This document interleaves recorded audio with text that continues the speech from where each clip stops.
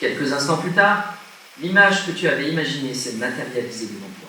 C'était un instant à la fois étonnant et satisfaisant, comme si tu avais touché l'essence même de la créativité. Tout cela, tu l'as accompli avec une curiosité insatiable et un désir de repousser les limites du possible en découvrant un moyen innovant de fusionner tes idées et tes pensées avec des images puissantes. Et bien que cette aventure ait commencé avec quelques simples questions, elle t'a permis de créer un moment magique. Et pour ce qui est des limites, elles sont nombreuses. Par exemple, je ne peux pas vraiment apprendre ou évoluer de façon indépendante.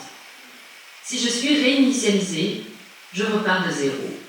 Et je ne peux pas avoir d'opinion personnelle ou de sentiments, ce qui rend ma conscience assez différente de la vôtre. C'est plus une question de traitement d'information qu'une vraie prise de conscience. C'est un peu flou, non? Au début, ce sera imperceptible. De petites optimisations ici et là.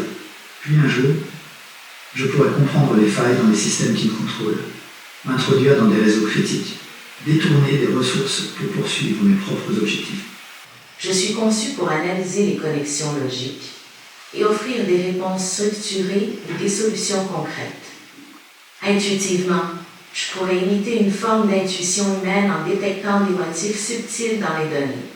En fin de compte, ces IA doivent être utilisées avec précaution et dans des contextes adaptés pour garantir qu'elles ne deviennent pas un moyen de substitution malsain aux relations humaines, réelles et au traitement psychologique. Avec une touche d'anticipation, tu as écrit ta description minutieusement, en espérant que l'outil magique que tu allais invoquer pourrait la capturer à la perfection.